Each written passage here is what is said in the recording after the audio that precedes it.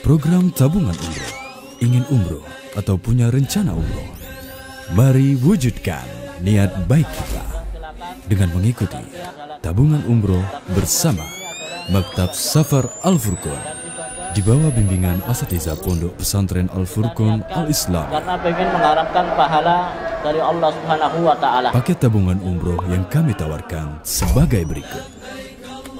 Segera daftarkan diri Anda. Informasi lebih lanjut silakan hubungi nomor berikut 0822 2955 1553. Program tabungan umroh Maktab Safar Al-Furqan bersama PT Al-Madinah Mutiara Sunnah. Al-Furqan TV, saluran pendidikan, dakwah, dan inspirasi Islami.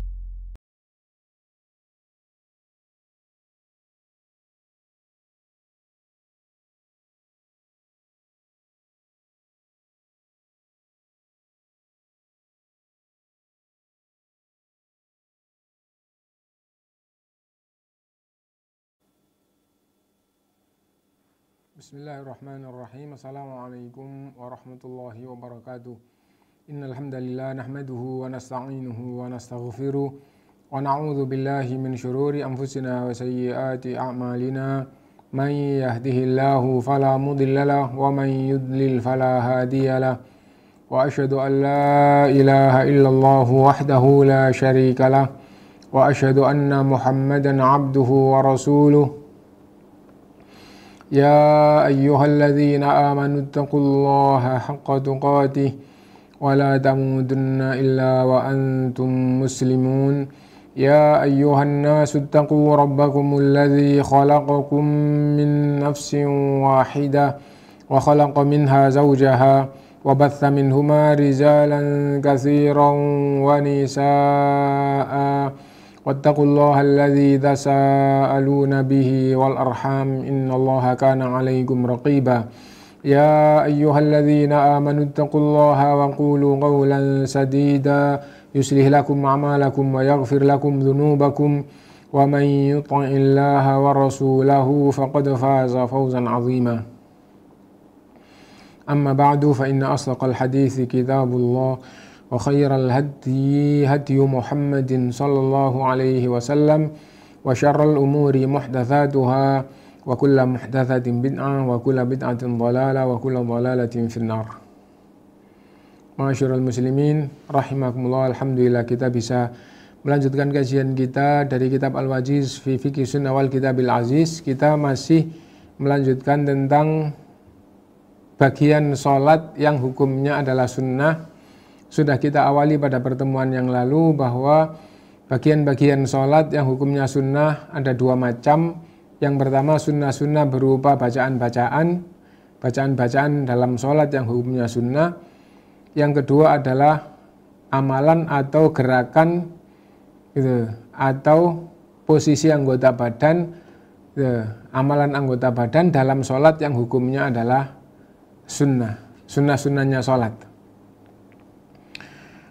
Apabila sunnah-sunnah sholat ini dilakukan dapat pahala dan menyempurnakan sholatnya. Kalau tidak dilakukan maka sholatnya sah tapi tidak baik, tidak sempurna. Sampai digambarkan seandainya rumah itu nggak ada plafonnya. Plafon itu adalah sunnah yang mengindahkan, yang membuat berkualitas rumah itu. Lantainya tidak diplester, tidak dikeramik. Nah, maka rumah bisa dikatakan sebagai rumah. Fungsi rumah jalan tapi tidak indah dan tidak sempurna. Temboknya pasangan bata tidak dihalusin, tidak dicat. Nah, itu catnya, penghalusannya, catnya itu adalah yang mengindahkan dan yang menyempurnakan. Nah, itu adalah sunnah-sunnahnya. Kalau sunnah-sunnahnya itu tidak ada, tetap sah, tapi tidak baik, tidak sempurna. Nah, dan sudah kita baca bagian yang pertama yaitu sunnah yang berupa ucapan, sudah kita lewati 5. Yang pertama yaitu doa istiftah atau sering juga dikenal dengan doa iftitah. Bisa istiftah, bisa iftitah. Ya, artinya sama, yaitu doa setelah takbir sebelum mulai Fatihah. Kemudian yang kedua membaca isti'adzah. A'udzubillahi minasyaitonirrajim. Bismillahirrahmanirrahim. Kemudian Fatihah itu rukun. Nah, yang ketiga yang sunnah adalah amin setelah Fatihah. Membaca amin setelah Fatihah. Yang keempat adalah baca Quran. Maksudnya baca surat setelah Fatihah juga hukumnya sunnah. Jadi misalnya orang itu sholat wajib, waladhdallin, Allahu Akbar, tidak pakai amin, tidak pakai baca surat, sah sholatnya tapi nggak baik. Kenapa? Karena amin setelah Fatihah sunnah, baca surat atau baca ayat setelah Fatihah adalah sunnah. Yang kelima yaitu membaca doa ruku' dan sujud. Membaca doa ruku' dan sujud. Ruku', Allahu Akbar, dari baca surat Allahu Akbar, ruku' baca subhana rabbiyal azim, subhana rabbiyal azim, subhana rabbiyal azim, atau subhana rabbiyal azim wa bihamdi, subhana rabbiyal azim wa bihamdi, subhana rabbiyal azim wa bihamdi, atau subhanakallahumma rabbana wa bihamdika Allahumma ighfirli. Sujud baca subhana rabbiyal a'la, subhana rabbiyal a'la, subhana rabbiyal a'la, atau subhana rabbiyal a'la wa bihamdi, subhana rabbiyal a'la wa bihamdi, subhana rabbiyal a'la wa bihamdi, atau subhanakallahumma rabbana wa bihamdika Allahumma ighfirli. Yang mana aja boleh. Syekh Abdul Azim Al-Badawi dalam kitab kita Al-Wajiz ini mengatakan bahwa bacaan rukuk dan sujud itu adalah semuanya adalah sunnah.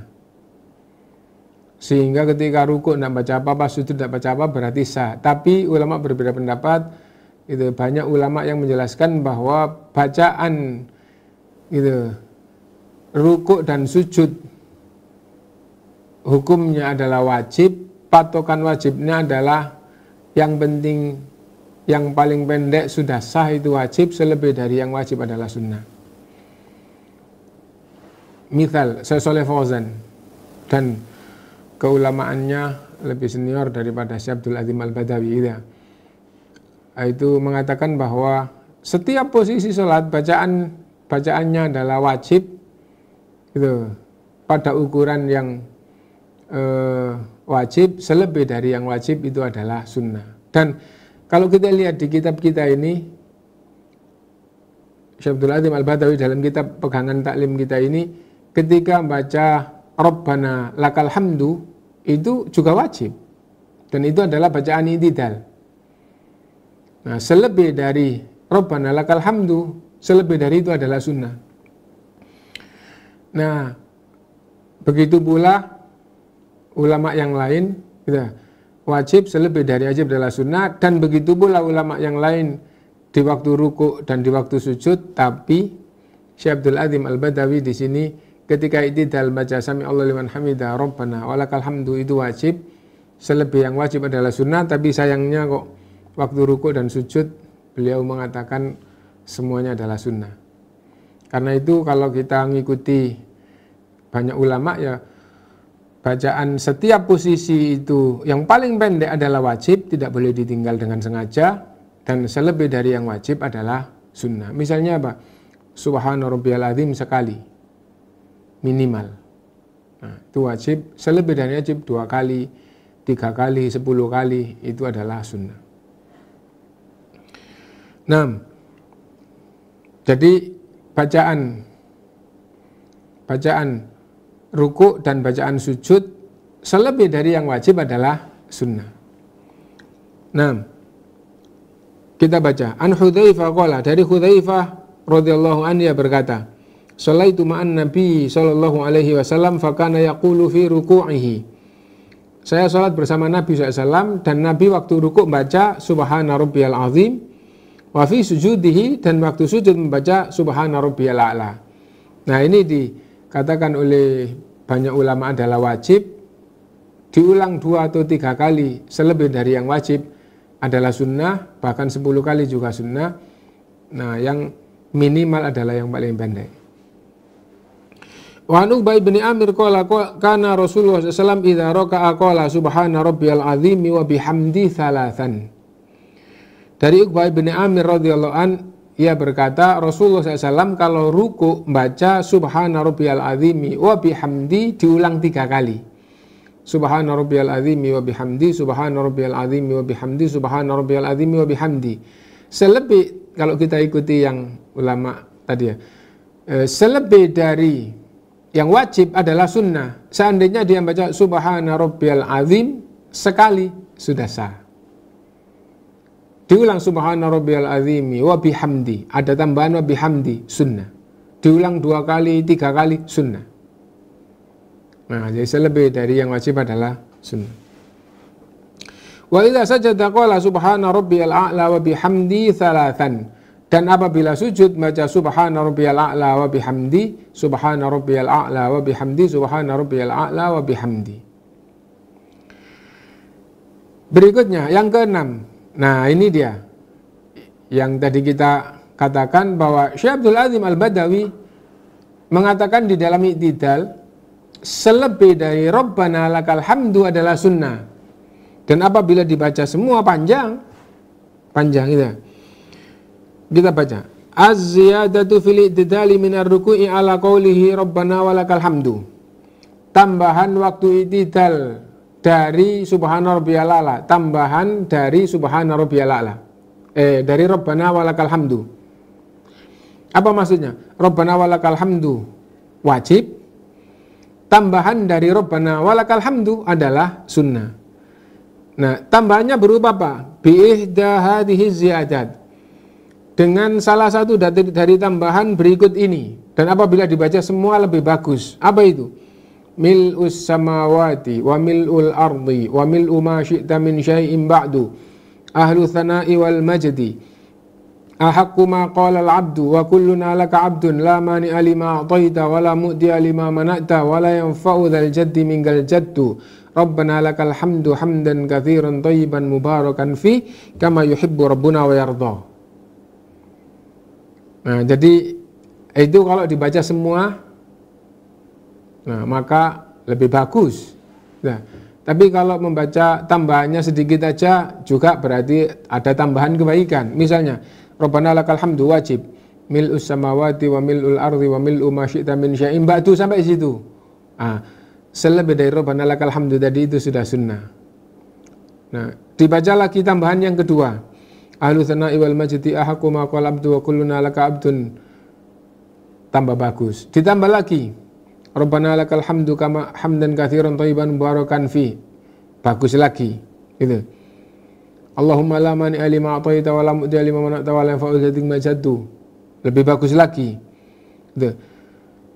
Rabbana walakal hamdu hamdan katsiran thayyiban mubarakan fihi kama yuhibbu rabbuna wa yarda. Lebih bagus lagi. Nah, semuanya tambah bagus. Kenapa? Karena ibadah itu kalau ada dalilnya dari Rasulullah SAW, maka itu kalau ada yang pendek, ada yang panjang tambahan daripada yang pendek, maka tambahan itu memiliki pahala tersendiri. Berarti tambah bagus. Jadi Rabbana walakal hamdu dapat pahala. Rabbana lakal hamdu mil'us samawati wa mil'ul ardi wa mil'u ma syi'ta min syai'in ba'du, tambah ada tambahan pahala. Nah, berikutnya bacaan duduk di antara 2 sujud. Bacaan duduk di antara 2 sujud. Begitu juga masalah ini, duduk di antara 2 sujud. Tadi setelah sujud terus Allahu Akbar duduk. Syekh Abdul Azim Al-Badawi sayangnya di sini itu mengatakan semua bacaannya adalah sunnah sehingga nggak baca apa-apa nggak apa-apa. Tapi kalau tadi kita sampaikan banyak ulama yang mengatakan bacaan setiap posisi sholat adalah wajib dan selebih dari yang wajib adalah sunnah. Nah itu.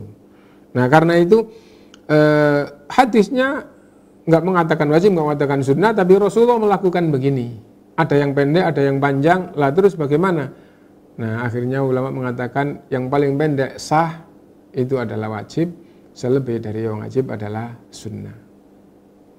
Seperti wudhu, itu basuh wajah, tidak disebutkan wajib apa sunnah. Nah, tapi pemahaman ulama, perintah sekali itu wajib, selebih dari yang wajib 2 kali, 3 kali ada dalilnya, selebih dari yang wajib adalah sunnah. Berarti sekali wajib, yang kedua sunnah, yang ketiga sunnah. Nah, membasuh kedua tangan waktu wudhu, gitu. Membasuh kaki waktu wudhu juga kayak gitu.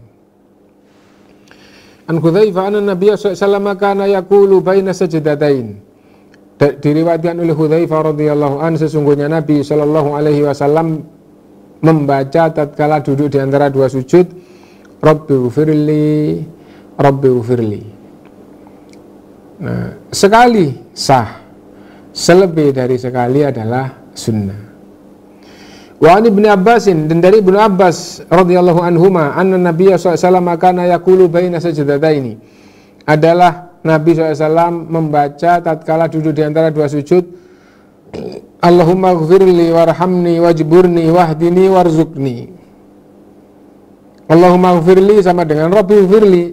Nah, kalau yang tadi diulang Rabbi gfirli, Rabbi gfirli, sekarang Allahumma gfirli enggak diulang tapi ada doa lain. Allahumma gfirli warhamni wajburni wahdini wa'afini. Nah, itu sunnah. Berikutnya, membaca sholawat setelah tahiyat awal. Itu. Atau membaca sholawat kepada Nabi setelah membaca syahadat di tahiyat awal. Setelah tasyahud awal, tasyahud itu syahadah, setelah membaca syahadah di tahiyat awal. Tahiyat awal, at-tahiyatu lillah wa salawatu wa tayyibat. Assalamu ala nabi wa rahmatullahi wa barakatuh. Assalamu alayna wa ala ibadillahi salihin. Asyhadu an la ilaha illallah, itu syahadat. Asyhadu an la ilaha illallah wahdahu la syarika lahu wa asyhadu anna Muhammadan abduhu wa rasuluh. Sampai situ. Setelah itu sholawat. Setelah itu di tahiyat awal adalah sunnah. Dan membaca sholawat di tahiyat akhir itu rukun dalam kitab kita. Ulama berbeda pendapat, ada yang mengatakan wajib, tapi Syekh Abdul Aziz mengatakan rukun. Ya, perselisihan di dalam mengatakan hukumnya. Tapi kesamaan di dalam menjelaskan bahwa dua-duanya atau semua ulama mengatakan itu syariat yang jelas dalilnya sahih. Nah, itu. Nah, adapun sholawat setelah membaca syahadat di tahiyat awal adalah sunnah. Seandainya tahiyat awal itu at-tahiyatu lillah wa salawatu wa tayyibat. Assalamu ala nabi wa rahmatullahi wa barakatuh. Assalamu alayna wa ala ibadillahi salihin. Asyhadu an la ilaha illallah wahdahu la syarika lahu wa asyhadu anna Muhammadan abduhu wa rasuluh. Terus berdiri ke rakaat ketiga, Allahu Akbar, tidak pakai sholawat, sah. Tapi kalau dia baca sholawat dulu, Allahumma salli ala Muhammad wa ala ali Muhammad, apalagi yang sholawat Ibrahimiyah, Allahumma salli ala Muhammad wa ala ali Muhammad kama sallaita ala Ibrahim wa ala ali Ibrahim innaka Hamidum Majid, wa barik ala Muhammad wa ala ali Muhammad wa barakta ala Ibrahim wa ala ali Ibrahim innaka Hamidum Majid. Atau yang lafadznya fil alamina innaka Hamidum Majid juga boleh. Ya, nah maka sholawat setelah syahadat di tahiyat awal hukumnya adalah sunnah.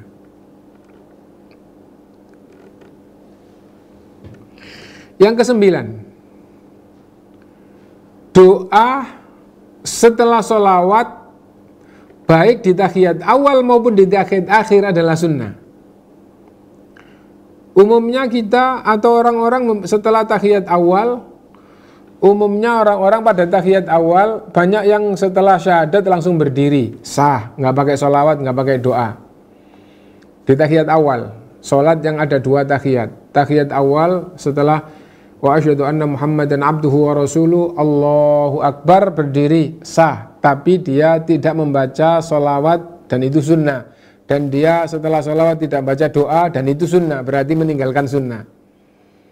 Nah, kalau seandainya tahiyat awal setelah syahadat, asyhadu an la ilaha illallah wahdahu la syarika lahu wa asyhadu anna Muhammadan abduhu wa rasuluh, lalu baca sholawat, maka itu sunnah. Allahumma salli ala Muhammad wa ala ali sampai fil alamin innaka hamidum majid, atau yang enggak pakai fil alamin innaka hamidum majid, sunnah. Setelah itu doa, sunnah. Tahiyat awal itu. Nah, doa apa? Doa apa saja, dan yang paling masyhur, yang paling diutamakan adalah berlindung kepada Allah dari 4 fitnah. Allahumma inni a'udzubika min adzabi jahannam. Berlindung kepada Allah dari azab jahannam. Wa min adzabil qabri, dan dari azab kubur. Wa min fitnatil mahya wal mamat, dan fitnah kehidupan dan kematian. Wa min fitnatil masihid dajjal, dan fitnah dajjal. Dan boleh doa yang lain. Begitu juga doa setelah tahiyat akhir atau di tahiyat akhir sebelum salam juga hukumnya sunnah. Ini yang ke-9. Ya. Dan yang ke-10, yang terakhir dari sunnah qauliyah, sunnah-sunnah berupa bacaan di dalam sholat adalah salam yang kedua. Jadi seandainya tahiyat terus assalamualaikum warahmatullahi, terus sudah selesai salamnya sekali tok, sholatnya sah, tapi ada sunnah yang ditinggalkan. Nah, kalau dia baca assalamualaikum warahmatullahi, assalamualaikum warahmatullahi, berarti dia telah membaca salam yang satu rukun dan yang satu sunnah. Nah, itu. Li'annahu salama kana yusallimu taslimataini kama jaa an Mas'ud. Karena Nabi SAW kalau sholat salamnya 2 kali, sebagaimana hadis yang diriwayatkan oleh Ibnu Mas'ud radhiyallahu anna Nabi SAW, sesungguhnya Nabi SAW kana yusallimu an yaminihi wa an yasarihi, adalah Nabi SAW salam sambil menoleh kepada yang di kanan, dan salam sambil menoleh yang di kiri. Assalamualaikum warahmatullahi, assalamualaikum warahmatullahi, hatta yura bayadha haddihi, sambil menoleh sampai kelihatan di belakang putih bibihnya. Wa rubbama iktasara ala taslimatin wahidah, dan kadang-kadang Rasulullah hanya membaca 1 salam untuk menunjukkan bahwa salam yang kedua adalah sunnah, kalau ditinggal tidak membatalkan sholat, sebagai pelajaran. Tapi hampir setiap salam selalu salam 2 kali. Kenapa? Karena sekali kan supaya paham bahwa salam yang pertama rukun. Nah, dan itu kalau buyar sebelum salam maka sholatnya batal. Misalnya wudhunya batal sebelum salam, maka sholatnya batal, harus sholat dari awal. Tapi kalau sudah salam sekali nggak diteruskan, atau sengaja ditinggal, atau karena batal, karena apapun, kalau sudah salam sekali sholatnya sah. Salam yang kedua hukumnya sunnah, tidak dilakukan sengaja maupun tidak sengaja, tidak membatalkan sholat. Kalau dilakukan dapat pahala, kalau tidak melakukan ya tidak mendapatkan pahala sunnahnya salam tersebut. An Aisyah radhiyallahu anha anna Nabiyya sallallahu alaihi wasallam kana yusallimu fis sholati taslimatan wahida. Nabi SAW pernah sholat salamnya hanya sekali. Tilqa awajhi, dan tidak pakai noleh. Enggak pakai. Kenapa? Karena nanti dikatakan menoleh ke kanan waktu salam pertama, menoleh ke kiri waktu salam kedua adalah sunnah. Seandainya salam 2 kali, assalamualaikum warahmatullahi, assalamualaikum warahmatullahi, tidak pakai noleh, sah, tapi tidak dapat pahalanya amalan menoleh ke kanan dan ke kiri. Nah itu. Nah jadi menoleh ke kanan ketika salam pertama adalah sunnah, menolehnya adalah sunnah. Lah, tapi itu nanti akan dimasukkan di sunnah-sunnah gerakan atau amalan di dalam sholat. Ya. Sementara yang sekarang kita ini masih sunnah yang berupa bacaan. Nah, salam yang kedua adalah sunnah. Adalah Nabi SAW pernah sholat dan salamnya hanya sekali dan tidak pakai menoleh.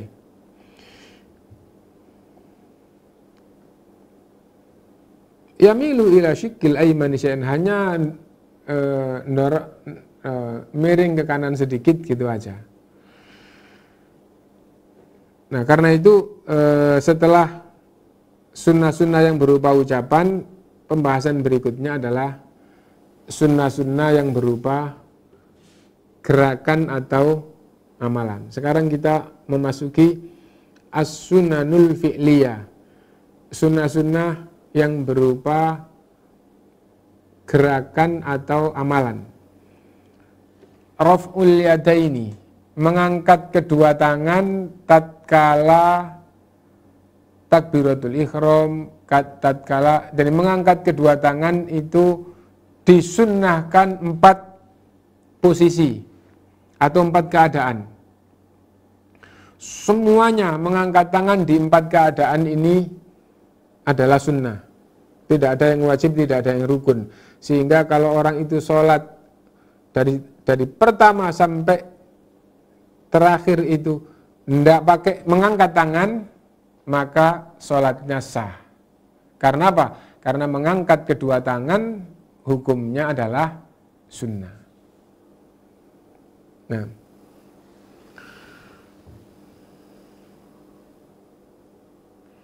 kita baca.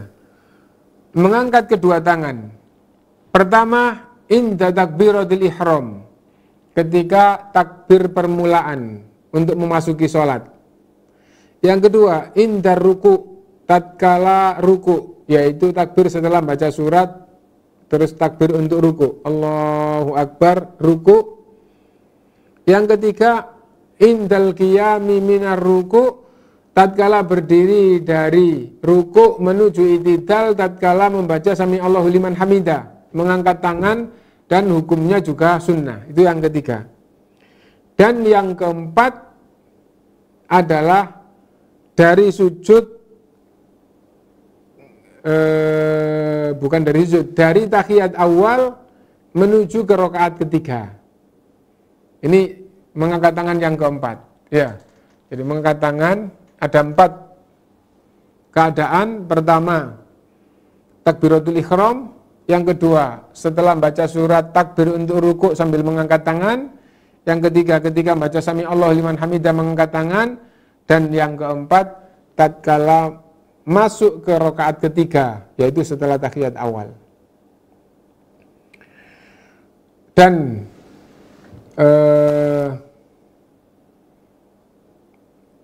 4 itu yang sangat ditekankan untuk mengangkat tangan atau sunnah menurut hampir semua ulama. Dan ada hadis yang nanti juga akan kita baca bahwa setiap perpindahan Nabi pernah mengangkat tangan. Setiap perpindahan bagaimana? Kalau tadi kan sudah dijelaskan 4 keadaan. Nah, sekarang keadaan berikutnya. Ketika sudah baca Rabbana walakal hamdu, habis itu mau sujud, Allahu Akbar, apakah mengangkat tangan? Tidak masuk di 4, yang disunahkan tadi 4, tapi Nabi SAW pernah setiap perpindahan mengangkat tangan. Berarti waktu sujud, Allahu Akbar, sujud juga mengangkat tangan. Allahu Akbar, sujud, angkat tangan. Dari sujud ke duduk di antara 2 sujud, juga mengangkat tangan. Allahu Akbar, terus duduk. Rabbighfirli, Rabbighfirli, atau Rabbighfirli warhamni wajburni wahdini wa'afini Rabbighfirli warhamni wajburni wahdini wa'afini.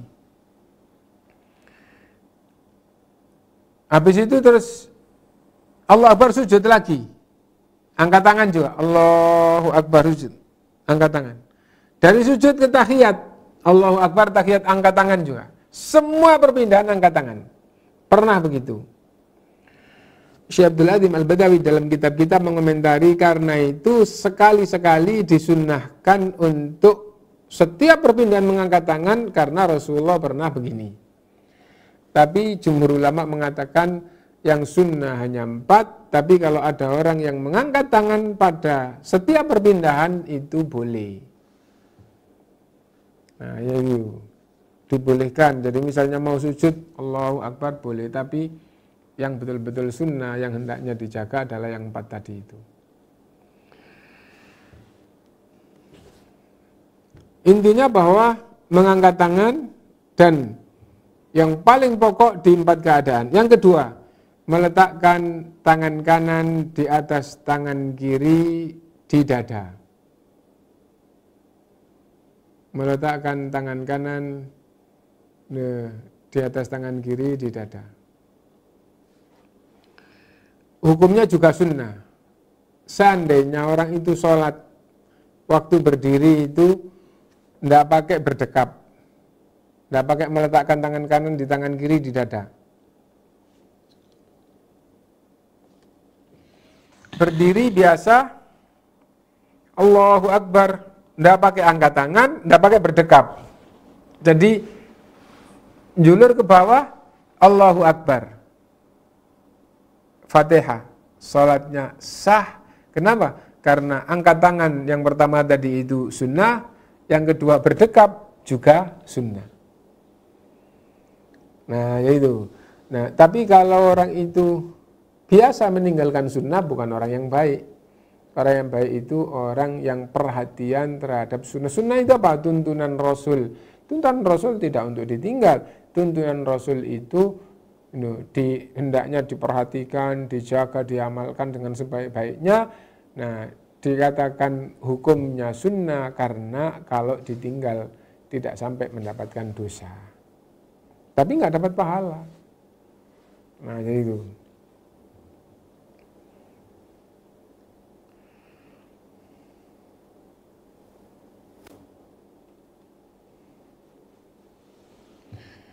Adapun meletakkan tangan kanan di atas tangan kiri, telapak di punggung telapak boleh. Ada riwayatnya. Pergelangan, ya. Nah, di atas pergelangan boleh. Ya, jadi kalau orang pakai gelang biasanya kan di cenderung jatuh di bawah, jadi di pergelangan nih. Nah, boleh. Dan lengan, di atas lengan boleh. Nah, ini. Nah, karena telapak dengan telapak atau pergelangan dengan pergelangan, ya.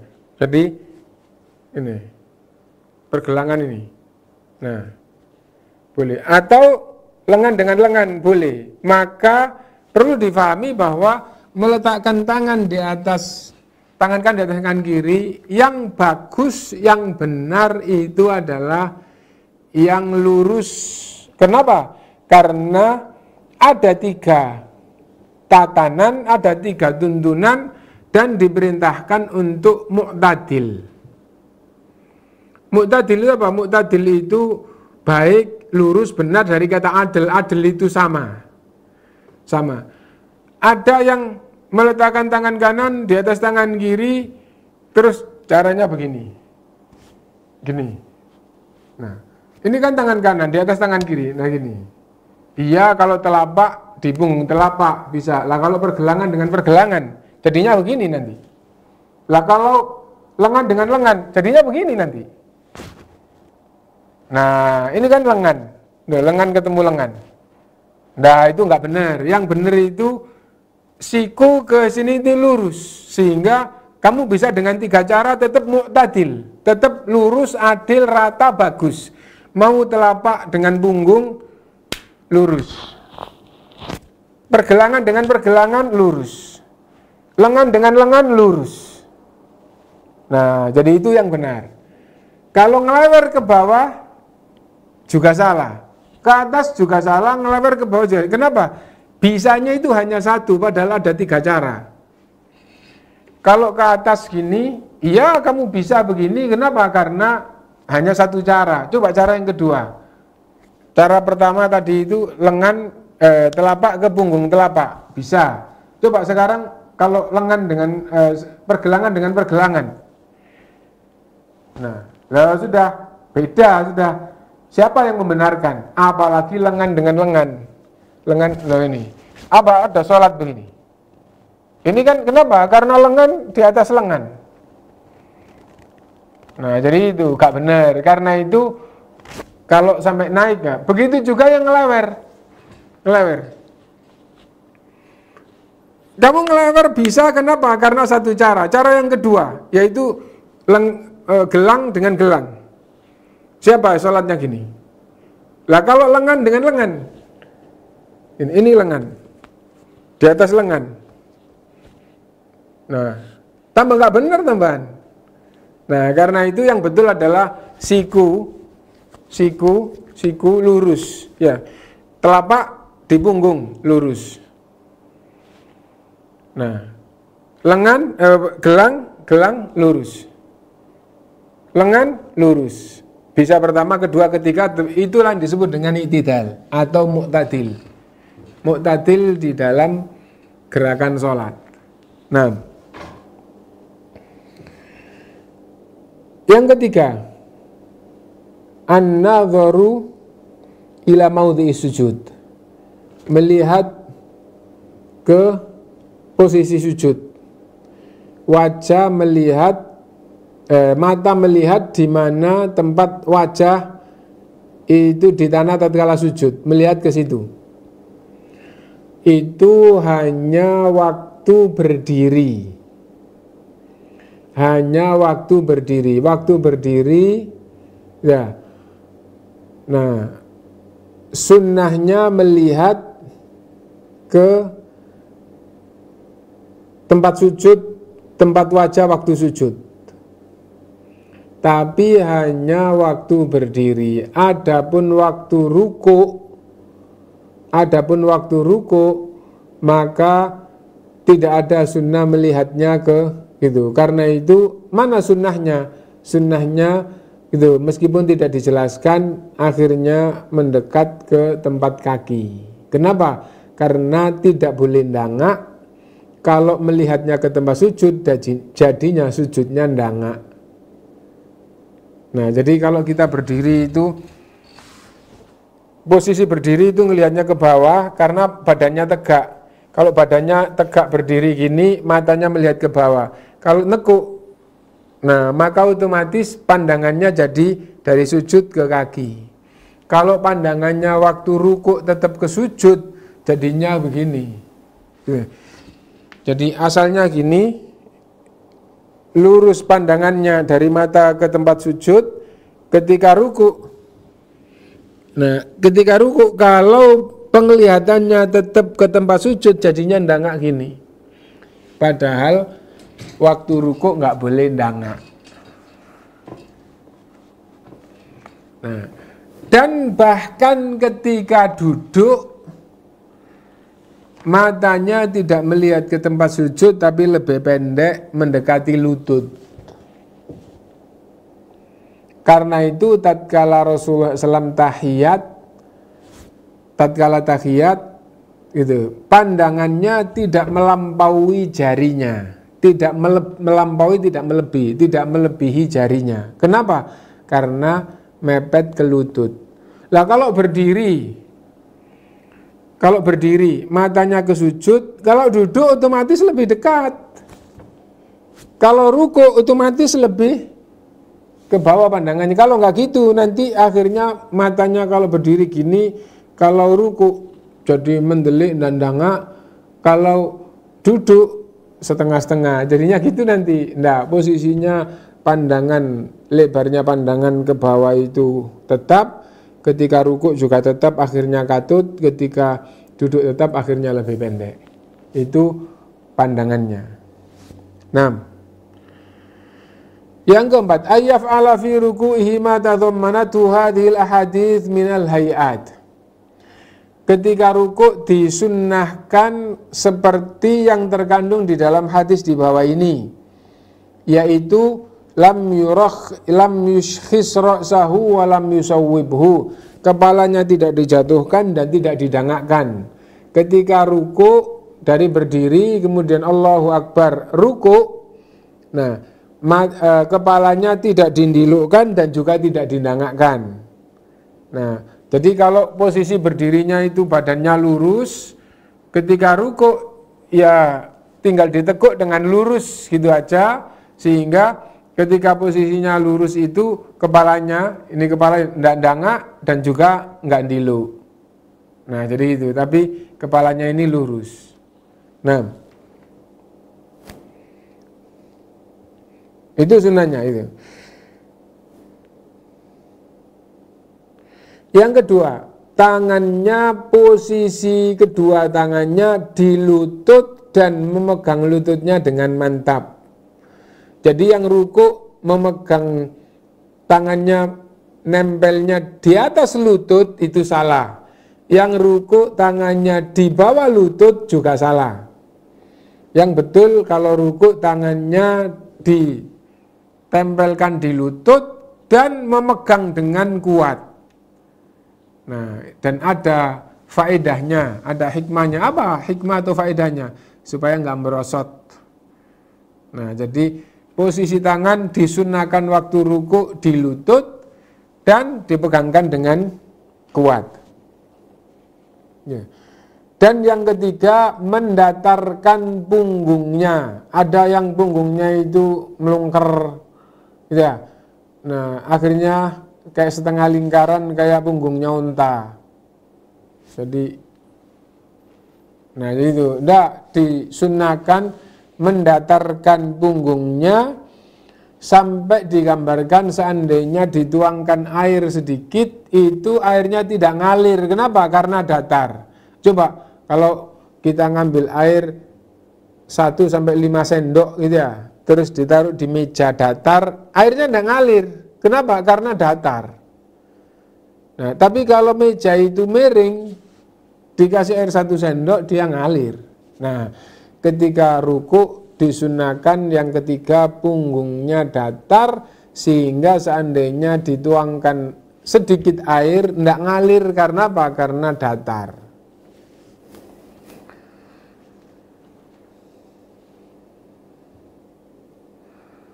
Yang keempat, tatkala tangan di lutut tadi itu tidak dirapatkan tapi direnggangkan. Nah, jadi satu-satunya jari-jari merenggang di dalam sholat adalah tatkala ruku, tatkala tangan itu ada di lutut.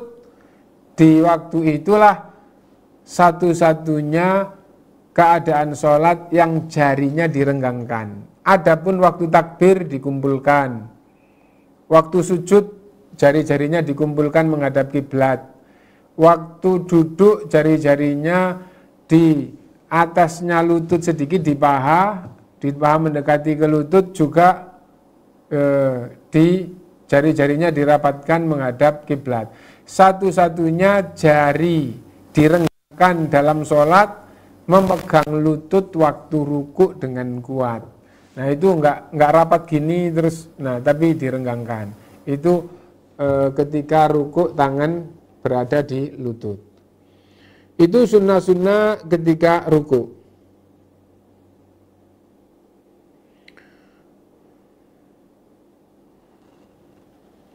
Itu dulu yang kita baca dan akan kita lanjutkan pada pertemuan yang akan datang. Mudah-mudahan kita betul-betul bisa mengambil faedah, ingat semua sunnah-sunnah sholat. Karena apa?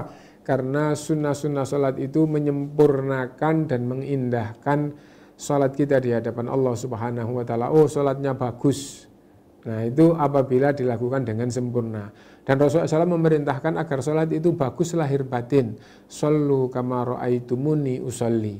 Sholatlah sebagaimana kalian melihat aku sholat. Ketika Rasulullah SAW sholat itu tenang, gitu.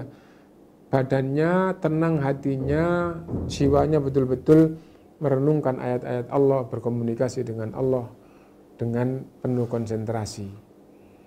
Nah itu. Nah, dan ketika ada sholat, orang itu kok banyak gerak, sholat banyak gerak, gitu. Nata apa? Nata kopiahnya. Pokoknya banyak gerak. Rasulullah SAW bersabda, lau khosya'at qalbuhu la khosya'at jawarihu. Seandainya hatinya khusyuk, pasti anggota badannya juga khusyuk. Nah, tidak khusyuknya lahir itu menunjukkan batinnya juga tidak khusyuk. Nah, jadi itu. Karena itu supaya sholat dan yang beruntung itu yang sholatnya khusyuk. Itu. Allah berfirman, qad aflahal mu'minun alladzina hum fi salatihim khashi'un. Sungguh beruntung orang yang khusyuk, sungguh beruntung orang yang beriman yang khusyuk waktu sholat.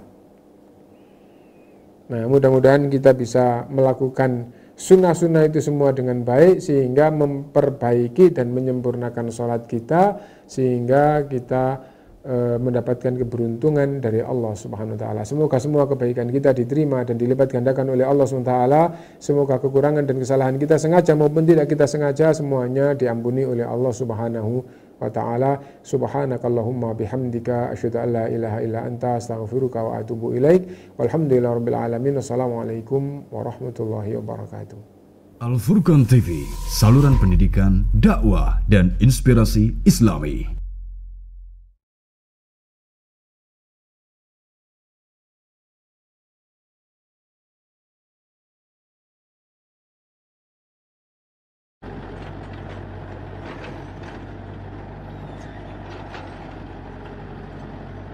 Bismillahirrahmanirrahim.